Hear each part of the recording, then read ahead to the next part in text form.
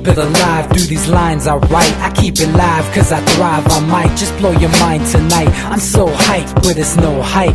From this height, it's direct hits on sight. I'm your type, lend me your ears to show you that there's something in me. I'm not giving up, I'm standing right here, holding these days hostage. And I'll make this my year. We turning fear into love, and the love's in the air. I love doing this cause nothing compares. Nothing can share that same type of feeling when you feeling and flare. They can't catch it, it's havoc. I rip to a tear, switch a scenario. My stereos, I leave them impaired. Variables start to change and they're all in my range. I just gotta grab it, it's all mathematics. Every step is drastic, I make it fantastic. I'm trying to take your breath away. Asthmatic. This is live through the stereo. Go and let it blow, blow through the stereo. I'ma let them know through the stereo. Yo, here we go through the stereo, stereo. This is live through the stereo. Go and let it blow, blow through the stereo. I'ma let them know through the stereo. Yo, here we go through the stereo, stereo. Yeah, just nod your head with it, so explicit and vivid. Every image is intricate, intimate. I put my all into it, no scrimmage and no rules. I'm a pro tool, hear my heartbeat, beat into the vocals. I'm so loco, lost my mind, oh no. It's ponderoso, dope, so no overdose, cause it's dope, yo. Man, this is house grown, mixed with some milestones. So I let the style flow down like the Dow Jones, bringing it with some foul tones, letting the crowd know we getting loud, so it's eardrum rudiments. Yeah, we bring it rude again. Move, little hooligan. Music for tuning in, full time to the 10. I'm on my clock like I told you. I'm doing this for dreams. Hey everybody, welcome back to the Anti-Media Radio. Once again with your host Nick Bernabe here on UCY.TV. Thank you all for tuning in and welcome to the show. Welcome back. If you're one of our regulars, if you're first timer, feel free to call and join in on the conversation. We have open phone lines tonight. You could reach us at 718-717-8296. What do you want to talk about? This is what this anti-media movement is all about. News that the people want to hear. So any topics, we had some great calls on our last show on Monday. Really can open up new ideas that we don't always mention on the show. There's just so much to go over, man. There's so much injustice around the world that it's up to us to talk about it, have conversation. I mean, one simple conversation can have untold effects on people that, you know, in your life. Or, you know, you're at the bar. The other night I was at the bar and I met this guy that was in the Navy, and we get into this hour-long conversation about the role of America as the world's police, you know, and this guy, I mean, there was a few times where he got a little bit angry and stuff, but we kept it cool and we had a very good conversation. And he made some good points, I made some good points, and I think we both took some away from it, you know. And so little things like that, sharing our link for our radio show, getting new people to listen, talking to people out when you're out and about, sharing the information online, whether it's articles or books or whatever. This is a great way to continue the momentum of this rising, independent, decentralized media movement, and we're lucky to be a part of it. Also, thanks to Jules and UCY, the awesome radio station that you're listening to us through. You guys can bookmark us, bookmark UCY, and listen to all the other awesome hosts that are on this station 7 days a week. There's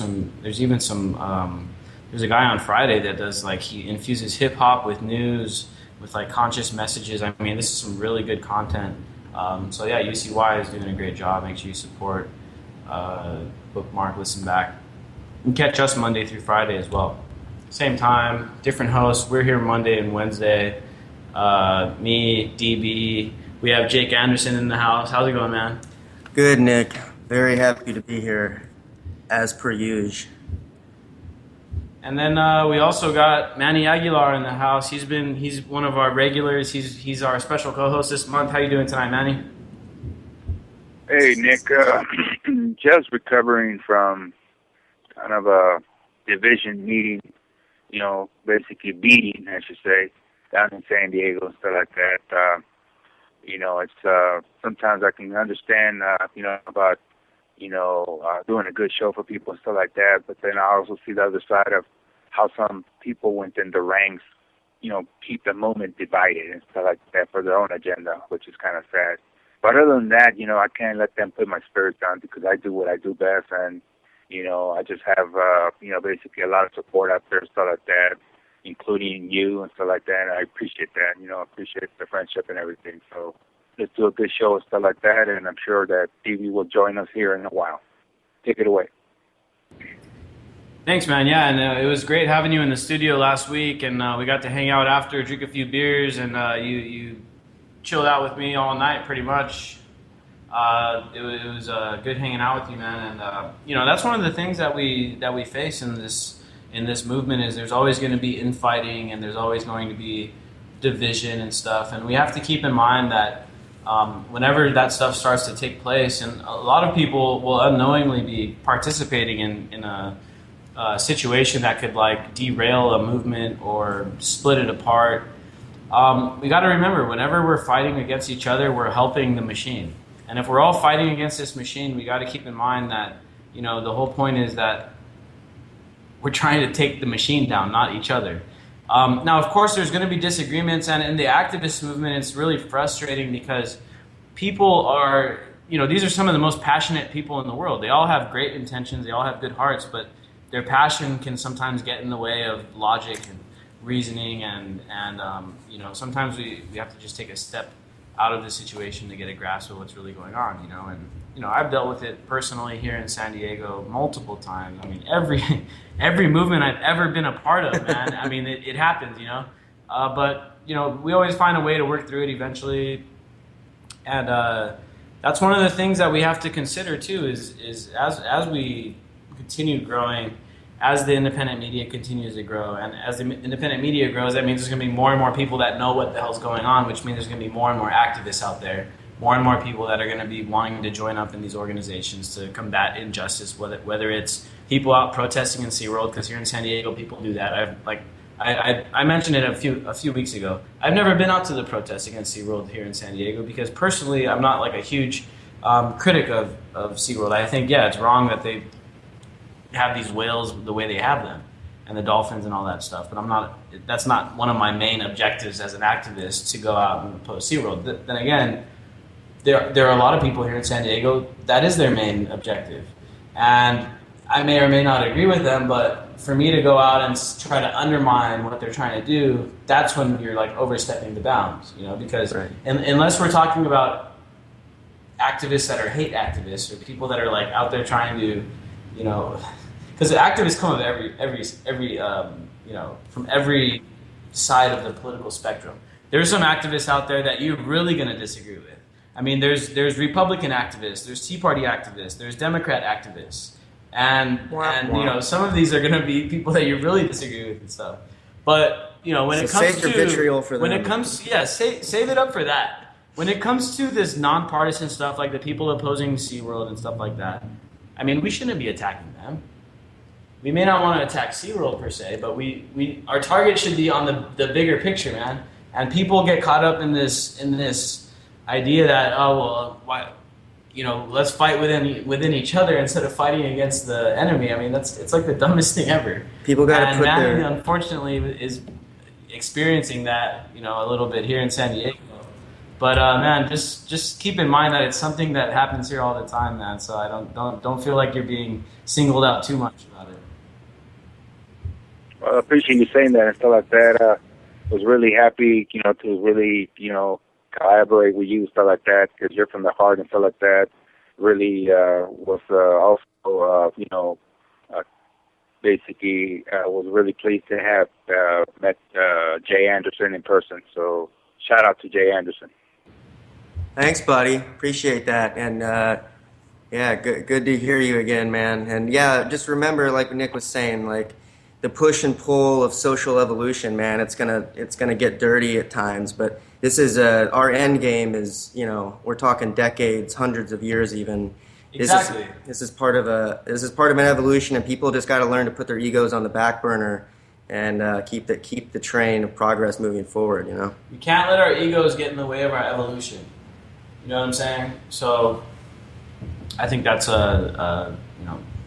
a good way of putting it. We're going to have a guest on the call a little bit later. Baron Hines from What That Really and the Anti-Media is going to call in. We're probably going to go over some foreign policy stuff. But our first big news story of the day comes from Jake. This is going to be probably our top story on the Anti-Media tomorrow. So keep an eye out for this story. It's about Bank of America and some shady dealings that they've been now caught doing because there's been a few whistleblowers, right? That's cool, man. Yeah, it's not hot off the presses. There's been other groups that have been covering this. This is certainly not, like I said, this is not within the last week, possibly even month. But I think the vast majority of people won't have heard about this. And essentially, what it boils down to is about 6 ex-Bank of America employees came out and essentially let loose on their former employee and how Bank of America basically has been reacting to the HAMP program, which is the Home Affordable Modification Program, the point of which is to reduce foreclosures and try and get people loans on houses so that they don't go bankrupt. And essentially what these 6 former employees came out and said was that the bank regularly uses a tactic called a blitz to deny thousands of applications at a time. And they do anything they can to prevent they'll mislead people, they'll discourage people to flat out deny the applications. They'll do anything they can to get these things to not go through because they don't want people not foreclosing, basically, to put it as crudely as one could possibly can. And shockingly, these employees said that they were actually employees who denied applications and pushed for foreclosures were rewarded with cash bonuses and gift cards for their efforts. Some of these bonuses were up to $500, which of course is small change for Bank of America. But what an insidious little. So the thing to me that really stands out is that like the most messed up part is that taxpayers bailed out Bank of America. Absolutely. Right, in 2009. Yes. The bailout that Obama carried through, initially a lot of it was designed by the Bush administration. Obama carried it out. Both parties are guilty here. Let's keep in mind. I mean, absolutely. I know we have a lot of people that are on the left and the right and stuff, but we got to keep clear that we're not supporting of any political party. When it comes to banks, they're both. Sometimes we'll applaud a politician that says something good or does something good. Like we did when Rand Paul did that filibuster against drones, and for that day and maybe the next, we were like, yeah, this guy is doing the right thing because we shouldn't be having drones killing American citizens. But then, of course, the following day he comes out and he says, well, I don't care if they drone somebody outside of a 7-Eleven or a liquor store. It's like, okay, dude, sorry, man. Okay, one day was good enough.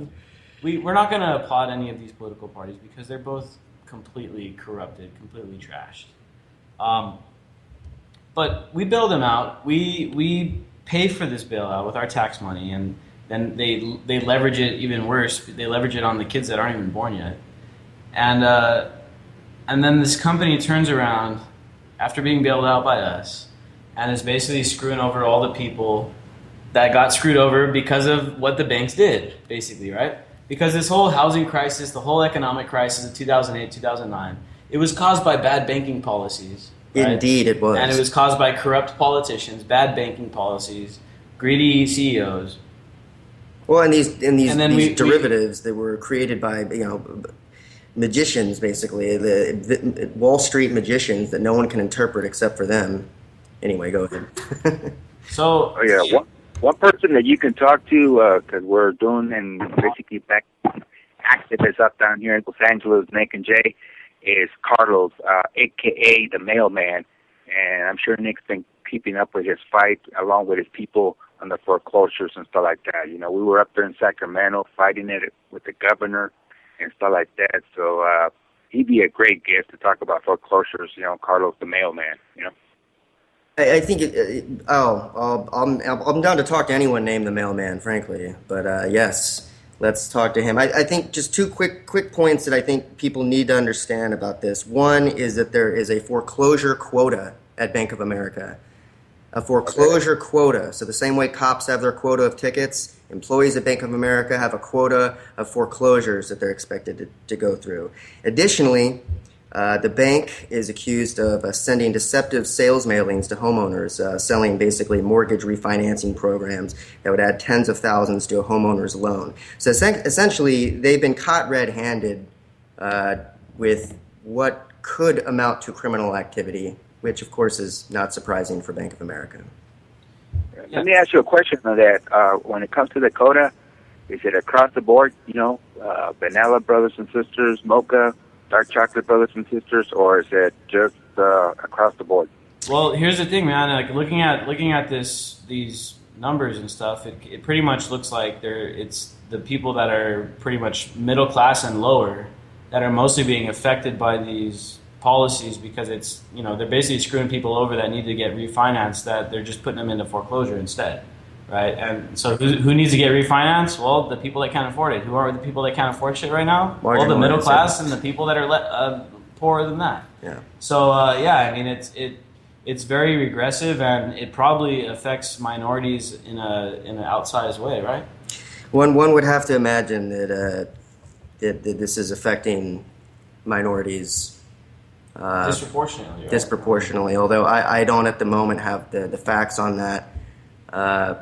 But one could take a pretty good guess that it's affecting minorities worse than others. So we have a caller on the line from 409, and we want to ask you, what do you think about this? All right, 409 area code. I don't think they can hear us, so we gotta drop that call. So yeah, I mean, the banking system is just so messed up. I mean, it's they've been bailed out multiple times. They've been shown to be completely crooked. Yeah. The people at Bank of America has a huge stake in the Federal Reserve as well.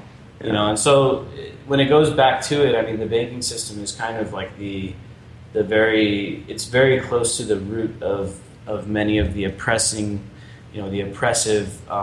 policies that are coming out, because it's kind of like they changed over from going from traditional slavery into this new form of debt bondage, right? Mm-hmm.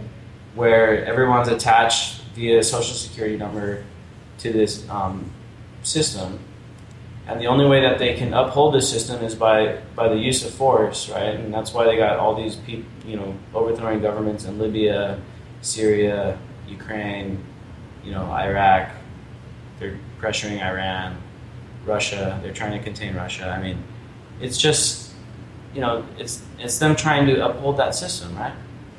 And the banking system is very instrumental in that, and they reap the rewards, and they make a lot of the money. But it brings me to this next story, because it also involves the banking system. But basically, the Department of Justice is asking, or telling, rather, is telling the banks that, once again, it goes back to these quotas. They're basically, these banks are getting quotas where they have to fill these reports where there's suspicious activity, right? And I just want to read this little scenario that was put out. It was featured on Zero Hedge. I don't know if any of you guys follow Zero Hedge, but it's a pretty good financial-based blog, more or less. And I see a lot of my economic news there, because at least they talk about stuff that's really happening. I mean, it's a little different than Yahoo Finance and stuff like that. So here's the scenario. Imagine going to the bank to withdraw some cash. Having some cash on hand is always a prudent strategy, and especially today when more and more bank deposits are creeping into negative territory, meaning that you have to pay the banks for the privilege that they gamble with your money. You tell the teller that you'd like to withdraw $5,000 from your account. She hesitates nervously and wants to know why. You try to politely let her know that that's none of the bank's business and that it's your money. The teller disappears for a few minutes, leaving you waiting. When she returns, she tells you that you can collect your money in a few days as they don't have the cash on hand. Slightly irritated because of the inconvenience, you head home. As you pull into your driveway, there's an unexpected surprise waiting for you. 2 police officers would like to have a word with you about your intended withdrawal earlier. If this sounds far-fetched, think again, because it could very well become a reality in the land of the free if the Justice Department gets its way. My God, that didn't come from creepypasta, did it? No. So, basically what they're doing is they're using the banks to start looking at your economic activity, and then using that to implicate some kind of suspicion, and then the local police could literally question you about your intentions with your money and stuff. How is that legal? I mean, it's a total erosion of a lot of our rights, So it's like these bureaucrats really don't think of the Constitution as anything like worthwhile anymore. They just shit all over it. Yeah. And like we've been talking about this whole thing with the Logan Act, and I got some news on John McCain too. Oh, yeah? We can talk about that. Because he's pretty much connected into this banking system too, because he's a military-industrial complex, and it's all part of this. As we mentioned, they have to keep in order to keep the financial system in place, they have to use the use of force, right? And so then John McCain comes into the picture, and he's a total warmonger. He gets on all the news programs. He was just on Face the Nation on Sunday, and it's like over and over. This guy's like completely insane, It's like. It's as if it's like Honey Boo Boo on reality TV or something. It's like John McCain on like the biggest talk. He went off the rails years ago, and it's sad too because he came down on the good side on a couple of like 1 out of 1,000,000 issues, but he went off the rails. Proceed, Nick. So I mean, the implication of this banking thing. It's pretty far-reaching, and it could really, once again, it goes back to me, the most dangerous aspect of it all. Yeah, they filed like 1.2 million suspicious activity reports last year. And I mean, that's kind of a lot when you look at it. It's like, 0.3% of the population. So it's a pretty big, it's a lot of people. But, the thing is that it starts to become like normalized. And it's just like, oh yeah, we're just going to completely be, I mean, of course you got no privacy on your phone, you got no privacy on the internet. What, you want bank privacy too? No, we're not going to give you that. And it's like, man, they're really trying to push down these ideas of total surveillance, and also, think about it, this is probably also involved with the drug war too, man. Right. So they want to see if people are moving, getting money into their bank, pulling money out. Okay, well, there's a good chance this fool's using that 10 grand that he just pulled out to go buy some drugs. Right. Well, to sell. Was it the size of the withdrawal that set off the? The suspicious activity can be considered a withdrawal of $5,000. $5,000. Yeah. You need that for a big screen TV. Yeah, man, and it's kind of a. I think. We have this other story that we're featuring from Activist Post too that talks about cashless society and the risks that go along with that and going completely digital. We can't jump into that right now, but you guys can check that out on the anti-media. It's up there in the news. But now we got John McCain, Mr. Supplement the banking industry. He's now banned from going into Russia. Have you guys heard about this? I did not. I'm sure that upsets him. I haven't. So the reason that he's banned from going into Russia is because he's a warmonger and he's been openly hostile towards Russia, right? And it's I don't know. We have a caller on the line from 562. You want to talk about what's going on with John McCain? What do you think about why he was banned from going into Russia?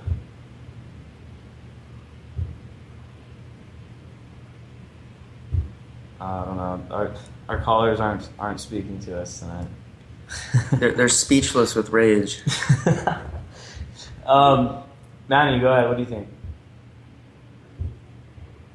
Wow, I'll tell you, these people sometimes, kind of when you get these callers, sometimes I'm trying to wonder who they are, I'm sure they're cool, man. I mean, I don't know. No. Oh, okay. But so this thing with John McCain, right? You guys gotta hear his response, because this is the part that is really pretty hilarious. Okay. And this is what John McCain told Politico. I couldn't be more proud of being sanctioned by Vladimir Putin for standing up for freedom and human rights for the Russian people and against Putin's deadly aggression in Ukraine. I will never stop my efforts to support democracy, free speech, and the rule of law in Russia. However, he will stop his efforts to support democracy in America, unfortunately. Exactly. That was the thing. I was like, I read that and I was like, how in the hell is this guy saying this? Because he's like, I support all this stuff in Russia, but it's like, hey, dude, what about back here at home, man? Like, and the point I made, because I did a little write-up on this, is that he's talking about human rights and free speech, right, in Russia. The fact of the matter is that here in the U.S., we just got caught torturing people at Home and Square in Chicago. Human rights violation #1 right there. And as a POW, you would think he would be more vigilant on that. As a POW, you'd think he'd be against torture. I mean, we're talking about a guy that snitched. John McCain was a snitch, man. Yeah. And the other thing is, he says he stands for free speech, right? Mm-hmm. PM Beers is going to a retrial for committing an act of quote-unquote biased journalism. She just got tried, and luckily it was a hung jury, so she's still free right now. But she's going to have a retrial. They're trying journalists here in the U.S., locking people up.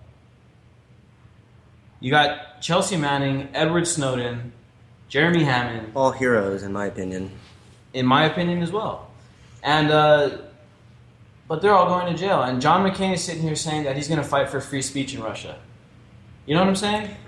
Well, I mean, McCain is, his true identity came out years ago. When he ran, it had been pretty well known, his draconian underbelly with Patriot Act, with various legislation even before 2008. But I guess my point is he sold his soul long ago to the military-industrial complex, and there's no turning back for him. And you're like you say in your article, the hypocrisy is stunning. It is, man. It's almost unbelievable that he would say such a thing. Because the other thing is that in Ukraine, they claim to be fighting for like democracy and stuff, but unfortunately, that's not exactly the case. You know what I mean? It's the prime minister is a guy that wasn't exactly elected, and he was the guy that the U.S. State Department was found to be in a leak call. They found out that they had handpicked this guy weeks before the quote unquote revolution ever took place. I mean, the Ukrainian revolution was basically a textbook CIA induced operation. Yeah, was there legitimate concern within the people of Ukraine? Yes, and that's exactly why the CIA took advantage of this situation.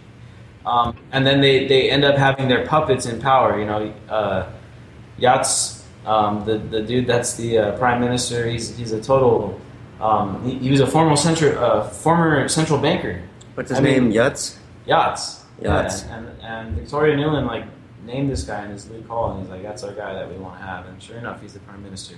But yeah, and so not only is he ignoring the fact that free speech, that civil rights, that human rights are being crushed in the United States as we speak right now. Home and Square is still open.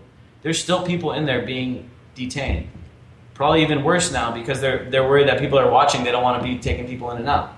I mean, there's probably people that have been stuck in there for weeks, if not months. This is the Chicago mini FEMA, Yeah. right? Okay.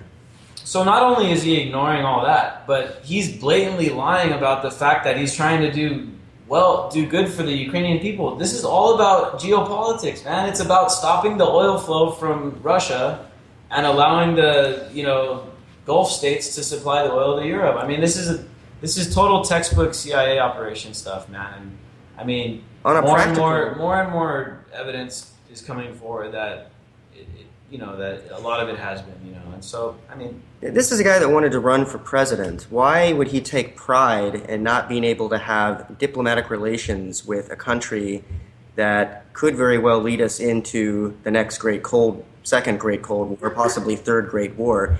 It's stunning.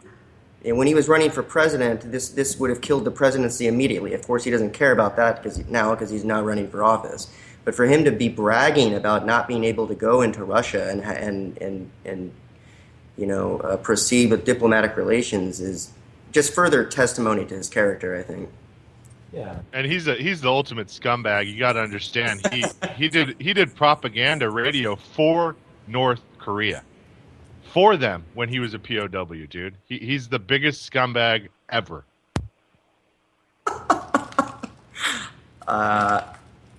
There's a huge list. Rolling Stone needs to probably do a top 100 greatest scumbag of all time, but McCain would certainly be on the list. I agree. Traitor to his own country, came back, married a billionaire's daughter. I mean, guy's just the biggest scum in the world, dude. There's no one worse than that guy. Sounds like Kerry too. At least Kerry robbed people himself. He didn't marry into it. Yeah, he did. He married Hines. John McCain is the perfect example of failed democracy, man. People actually vote for this guy. Kerry married an heiress too, just to set the record straight. Okay. Yeah, that's true. That's true. But I mean, at least he wasn't a career politician. To his credit, when he came back from Vietnam, protested the war. So he went and fought. now, Unlike yeah. Bush, he went and fought, came back and critiqued it. Unlike Bush, who didn't fought, and then led us into more war. Yeah, but it's funny. Bush ran on like this humble foreign policy, right? He's like, Right. We gotta stop this in the world. And then Kerry, man, he comes back, he fights in Vietnam, comes back, protests the war, and now he's the biggest cheerleader for war, Yeah, man. That's the absolutely, thing. I mean, yeah. yeah, on Iran, he's like actually seemingly, at least on the surface. And keep in mind, man, this could all just be politics these guys are playing.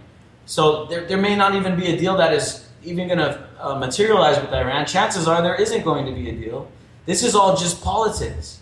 What if they already have it? This is TV, is what it is. It's TV. I mean, what if they found out they already had it, man? And there's really nothing left to do except try to save face. You can't posture anymore. I mean, I'd be probably the world would be better off if that were the situation, because then at least they'd have the deterrent, and then we couldn't just go in and bomb them again, and so that was the thing that Libya lacked, and that was the thing that Syria and Iraq, all of them lacked the deterrent. When we went in and overthrew Iraq, they were a pretty peaceful country, man. And then Afghanistan, yeah, I mean, the Taliban are like horrible, but still, the Taliban now, there was just an article that came out from the Pontiac Tribune a few days ago that shows that now the Taliban are being replaced by ISIS in Afghanistan. So, I mean, it's even worse. It's 10 times worse. I mean, think all about of what they're this- doing. Which is what everyone predicted. Everyone knew there'd be a power vacuum there and that it would just get worse. So all of this war that we've been doing, man, yeah, we deposed Saddam Hussein. Yeah, we supposedly got Osama bin Laden and stuff. But what have we done, really? Nothing. We've probably made the situation worse because we bankrupted the country. Nobody got the morale to fight anymore. And, I mean, everybody that doesn't have the morale, they're probably right. We shouldn't be over there fighting right now. Because what's it going to do is we're just going to have an endless war. And more and more, like, every day it seems more and more like some kind of Orwellian move where they had these just perpetual wars just to purposely waste resources just to keep the people having to work, because if they had an excess, then it would defunct the system, And so, like, sometimes it almost seems like, so many things that Orwell predicted came true, and it almost seems like this whole perpetual war thing is part of the the way that they can just maintain control over people, because they have to tax people so much to pay for the defense, and they have to, supply so much of the labor force through the military and stuff, and it provides them with like a lot of control. So, I mean, to me, it's just a really Orwellian way of doing economics. It'd be a good article. Someone's probably already done it, but fact checking, go meticulously into Orwell's archives and actually see how accurate he was. Fact check him? Maybe do the same thing with Huxley too. That'd be sick. Yeah. We should do that. Let's do it. Look for that in a month or two. Yeah, that'll take. That's gonna take more than a day, I think. It'll take a while. But yeah, that's the kind of stuff we want to work on. Wasn't Orwell like a distant royalty or something too? Like he had some inside insight, didn't he not? Yeah, he was Illuminati, man. He was something, right? I mean, he had a rich or famous group of people that he was related to. I know that. He had to have, because he was pretty well embedded in the political scene there. I mean, in his later writings, I mean, after he finished his novel, I mean, he was extremely political. So yeah, he had to have some major connections there. Yeah, he predicted too many things. He really did. And this whole thing with McCain is like doublespeak, saying that he's standing for human rights and stuff. I mean, that's laughable. This guy's responsible for who knows how many deaths around the world. He should be, he's up there with Kissinger and them. These are people that should be tried for war crimes. They shouldn't be running the country. There was a citizen's arrest attempt on Kissinger. You know that? I saw that by Code Pink, right? Yeah. But I don't know how serious it was. And guess who called it the most disgraceful thing he's ever seen in the Senate? John McCain. Yeah. Exactly. They love They brought each other. Kissinger in there to give a little testimony about foreign policy, because those are the guys they listen to. That just recently happened, 3 weeks ago? Yep. McCain loves his jowls. We should get serious about arresting these guys, though. Legitimately get them. Yes. We can't just be throwing it up there, for a photo op. We got to actually arrest. Maybe we can pay Blackwater a little bit more than they're getting paid now, and they can turn on them. Probably, man. I don't think they have any. Crowdfund it. I wrote a story about that, actually. There's a Bitcoin site that crowdfunds assassinations. Yeah, I mean, we don't want to advocate any of that, but it's out there. We're not advocating anything. We're just saying it's out there and it's going to be used. We're crowdfunding the lawful arrests of criminals. I mean, if they want to get violent, then that's on them. Good point. Yeah, man. Because here's the thing: we talked about how the Constitution is just completely getting shit on by the politicians and stuff. They don't give a damn about the Constitution. What is the Constitution? I mean, to them, it's nothing. They use it against us. They use it, to prosecute us. Obviously, for Patty, PM Beers, and Anaheim James, the journalist being tried in Fullerton, the Constitution does not apply. But all these guys in the Senate, all these guys that signed on to that Iran letter, they all broke the Logan Act, and it's a federal law, and it's part of the Constitution. So, these guys, if they're going to charge us for drug crimes and stuff, and keep in mind, drug crimes are unconstitutional laws, because nowhere in the Constitution does it say that they should regulate what's going into your body. Have any of the 47 senators been able to leave Washington, D.C.? I wonder. No way it's going to happen. I mean, Obama pardoned Bush. They pardoned everyone. They're going to pardon them. And there's people that claim that the Logan Act wasn't even violated. They use doublespeak to get out of that stuff. This is it. I mean, the Democrats probably. I mean, they were probably wanted them to do that. It probably is part of one of their little games. I don't know. It's a conspiracy theory. To answer your question, what's the result, though? That's the question. Is what's going to ultimately happen from this? Well, if they're able to sabotage talks, Democrats look like they were against war, so they get those political points. But then they get these extremists like Ted Cruz and Tom Cotton to come out there and do the dirty work to sabotage the piece, to sabotage any kind of deal. War goes ahead anyway. The military contractors get their money, which is what's important for them anyway. I wouldn't be surprised to find it all out at all that there was collusion between the parties on that. But the most important thing, the elephant in the room, is: are we an ally or an enemy of Israel? What in the hell is our relationship now after this? Yeah. Because we're not neutral with them, I'll tell you that. We can't fund them on one side and then allow them to infiltrate us with whatever their spy network is over here and be totally cool with it, and then infiltrate theirs and act like we're all cool. So, we talk about the arrest and will it actually happen? Well, we got this dude right here, Bob Menendez, New Jersey Democrat senator. I don't know who knows about this guy, but I've seen video of him in Kiev. He's a cheerleader of a arming. Basically, he's basically McCain's counterpart in the Democratic Party in the Senate, and he's a pretty high-ranking dude. But now he's been caught up in corruption charges, and this senator may actually get arrested. Yay! They don't know when or where, but if he gets indicted, but not for the Logan he can get Act. arrested, but not for the Logan Act. But what I'm saying is, it's not that far out there to start arresting these guys. No. This guy got caught peddling influence. He was taking more or less. He was taking bribes for travel expenses from this guy, and in turn, he was massaging him and doing things for him via government, and he got caught. So the first thing is, pretty much all these guys do this stuff. All these senators. I doubt a single one of them are completely innocent. There's a few senators out there that actually have principles and stuff. I can't really name them. I can't really say who they are. Some of them have principles on different things. I think Al Franken is one, personally. Some are good on certain things like the drug war and civil rights and other things like that. But there's probably a lot of senators out there that are guilty of corruption. We know that half the Senate is guilty of the Logan Act. These guys are the ones that are supposed to be the utmost example of law and order and the rule of law, like John McCain puts it. But at the same time, they're the ones breaking it, and John McCain said he's a fan of rule of law. Well, why did he break the Logan Act? Why did he break the Constitution, man? And are the people of Arizona actually going to let that guy walk, dude? There should be some patriots out there in Arizona that are actually to the right far enough that are actually against John McCain, man. And those guys need to go out there and citizen arrest this dude.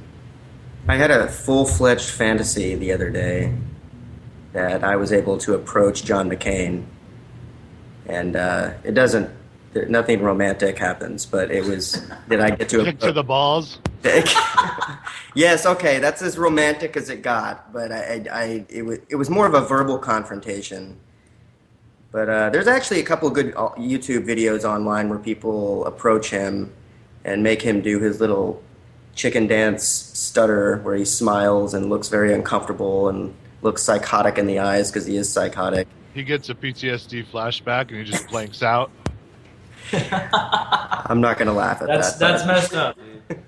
Well, I'm just saying, he uses it kind of as almost like a gimmick. Yeah, man, he's the guy's a character, man. He's a tool. He's an actor. Tool, right? He's a tool of this system, and well, they all are, like Nick said. The fool needs to be running to The Hague, not running for office. They need to be tried for war crimes and stuff, and that's just, to me, that's just how it's going to have to be. Otherwise, these guys get rid of this stuff, and it's just going to be more of the same, right? It's never going to change. We got to take the bankers to court, and we got to take everyone who took us into Iraq, the entire Project for a New America Century junta, that whole cadre of bullshitting people. We got to take them all to court, try them all, and that's the only way. It's the only way we can get this country back on track, is to defeat corporatism by bringing down the banks, which are not too big to fail. The people are too big to fail. There's your cliche of the day, but couldn't be more true, in my opinion. So we have a new caller on the line. How's it going? You're on the Anti-Media Radio. Hey man, how you doing? Hold on, we got two callers on. Let's go to Braun first. Hello. Hey, what's up, man? How you doing? Thanks for having me on. Hey, man. So, I mean, we're going over all these stories here, and we got this Bob guy. And I know you're pretty familiar with the situation in Ukraine, but he was the guy that was over there in Ukraine cheerleading from the Senate. And now he's basically about to be indicted on corruption charges. He may be detained pretty soon here once he's indicted. And they're just the talk of the matter is, when's it going to happen? Because he was caught peddling influence. But what does it say to me? It's like, well, if this guy's just about to get incarcerated for corruption, why in the hell was he the guy over there that everybody was listening to in Ukraine that was telling us, hey, we got to arm these guys, we got to start sending them tanks, we got to start sending them weapons and all this stuff? It's like, what does that say? I mean, it's like the guys out there trying to be the experts on foreign policy are coming home and getting indicted on corruption. He's a bad example for our children. So were you ever put in charge of anything like it? If you ever put in charge of anything, you notice people come running when they need things, and then they disappear when they don't need anything. And what I've noticed about Ukraine is that, especially with Menendez and this war effort, it seems like there's only a few seats at the table for peddling influence. And if you're not in one of those seats, then you're kind of you're under the influence of someone who is at the table. And what it seems like is, of all the people that have their hands in the pot of kind of war spoils, there's a period of basically shaking out. So people are losing their access to the table. And in this case, I think with Menendez, I don't know. But what I think it is you're essentially not, you have to be investigated almost sort of to be in the club and pass the above suspicion. Or you could be investigated as a way of putting you on the sideline. So it could be any number of things. I wouldn't get caught up in one person per se unless we have the specific info in that sense. But I think it's more indicative of what's happening in Ukraine overall. Is right now there's the plan in Ukraine didn't work. The Western subversion plan, which comes from many angles, it hasn't worked yet. Whatever it is. And at this point, the plan's got to change, and you're seeing officials in the Kiev government change. You're seeing them having to restructure this entire military offensive against the separatists in the east, and it's all unraveling at a really bad time. There was actually there's a story up about quote unquote pocket armies. There's a lot of armed paramilitary factions and parts of the Ukrainian military and mercenaries over there that are loyal to all different parties based on whatever it is that they're believing in, where they sit in the country, where they live in the country, or what kind of access to resources they have, whether they're actually being paid well to defend whatever it is they are. But the other day there was one of these factions that basically went in and took over part of the Ukraine state-owned oil company, Transnafta, and they go basically surround the offices and supposedly they were looking for some paperwork. They wanted to secure some things. Nobody really knows what's going on, maintaining reliability unless you have a good source. But this much was known that basically one of these oligarchs over there in Ukraine is not really wanting to lose his seat at the table. And, something extreme like this happened out of the middle of nowhere. And that's pretty much what's happening over there. It's basically a free-for-all. So you don't really know who's connected to what. You've got Hunter Biden, who is an executive at a gas company with plots in Ukraine. And that's Joe Biden's son, right? Yes. I mean, it's crazy that Joe Biden's son is working for the state gas company in Ukraine. I mean, how nuts is that? No, I'm not saying that. I'm not saying that Hunter Biden is working for the state gas company. I'm saying that Hunter Biden is working with another gas company, so a private firm that's over there. The story about Kolomaisky, who was leading this small army that basically took over part of the oil company. Those are two separate incidents, but you've got all kinds of dirty hands in Ukraine. You don't know what people are really doing unless you have good information to look at, facts as far as gas and oil resources, contracts, and things like that. You can't fully tell until you know what you're looking at. But what you can see is that there's the Kiev government is failing. This offensive on the separatists in the east is failing, and basically at this point, the West and whoever's in this coalition is doubling down on whatever they're putting into Ukraine. So you notice that they've been matching Russia step for step with all these war games and military parades. They've got a military parade right now. The army is not the army. NATO forces are road marching equipment about 1,000 miles through 6 countries on the western border of Russia. Right there north of Ukraine. And, it's like some of them are exercises, some of them are bravado, some of it's probably a cover for other things, moving back and forth across both borders. At this point, you don't know anything until the battle starts to break out. And the next battle guaranteed is going to be Mariupol, which is, so you have the hardest fought battles in the east of Ukraine on the Russian border. Where the separatists pretty much are in control. And then you have Crimea, which is to the southwest. And there's a strip of land in between connecting those two areas, which is where Mariupol is. That area is basically going to be next for Kiev to not lose and for the rebels to take.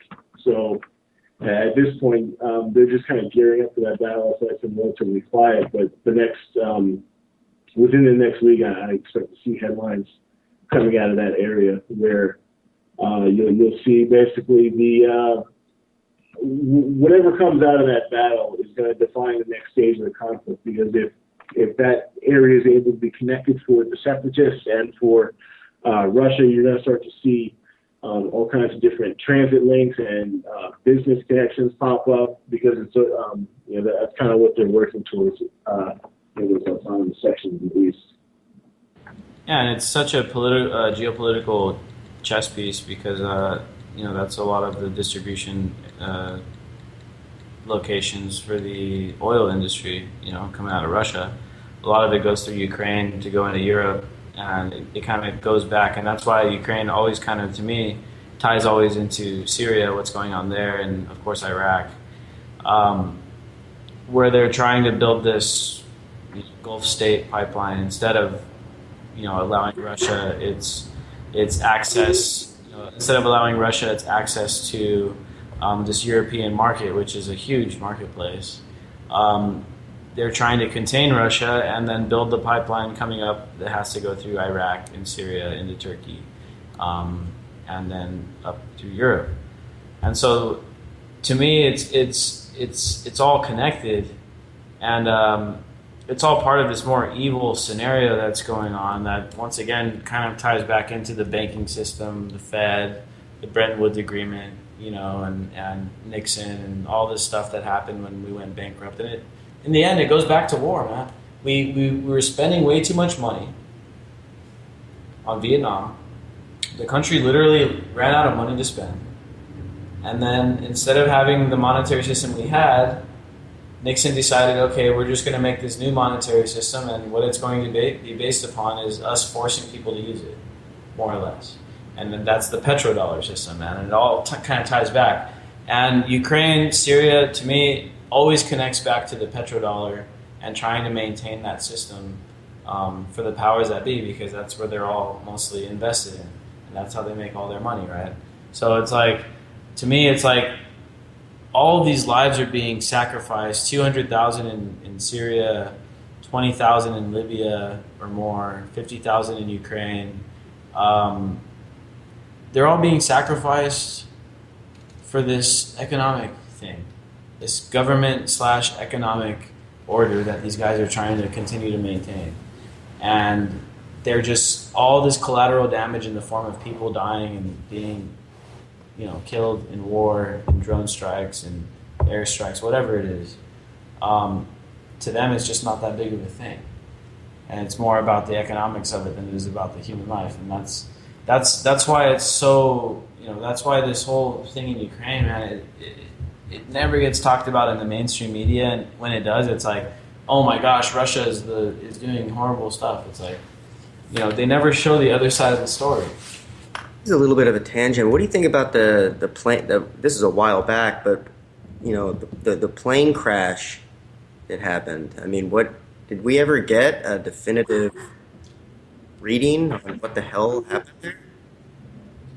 I don't know. The plane crash. Did Russia shoot it out? It's been blamed on Russia by the media, more or less. But there's never actually been a truly. Let's say, for the sake of propaganda, that Russia did not shoot that plane down. But let's just go with that, right? So it's not even really useful to figure out who would try to shoot it down because there's too many possibilities. What is useful is what's left over after it. It looked like it was an excuse to go to war and to make Putin the bad guy. And what you have now is this propaganda chess match. And the only thing that's going to resolve it is one of these sides, one of these factions is going to make a move which dictates the next step of the conflict. And at this point, like I said, the rebels are basically winning. The eastern part of Ukraine doesn't want to be under this corrupt Kiev government. All that you're going to see left out of this is bickering. And I'm talking specifically about MH17 now, about over the blame. And you notice there hasn't been much talk about it because they can't prove anything coming out of Russia because the forensics don't make sense of how that plane got shot out of the sky at 35,000 feet. Because most likely it was something in the air, not on the ground. Because if it was something on the ground, that means it had to be pretty advanced, which the rebels either don't have or Russia would have had to supply. So if Russia had to supply it, then where's the evidence? Where's the photos? We would have seen those photos everywhere. And they're not even like pushing photos as a lie. They just don't talk about it. Right? Is it possible that it was the Ukraine being armed by us? I mean, that's anything's possible in that region at this point. Yeah, man, and that's the thing. The story's kind of fallen off, and CNN's gone on to its next plane crash and all that stuff with their 24-hour coverage. But in the end, I mean, most of this stuff, especially the one in Ukraine, was used as propaganda, and it was used to foment distrust in Russia and blame it on just blame it on the Russians. It may or may not have been the Eastern rebels that shot it down, but in the end, the media laid blame on Putin or whatever, and it's kind of a sad state of affairs when your media is trying to create the public opinion to support what the government's doing, because in my opinion, the reason the freedom of the press is so prominently noted in the Bill of Rights is because it's something to be used to disagree with the government, and so that's why it's so important to continue this stuff with the independent media, right? Keep pushing it on, keep sharing those articles from your favorite sites, even if it isn't ours. Sharing them. Give them internet, phone calls.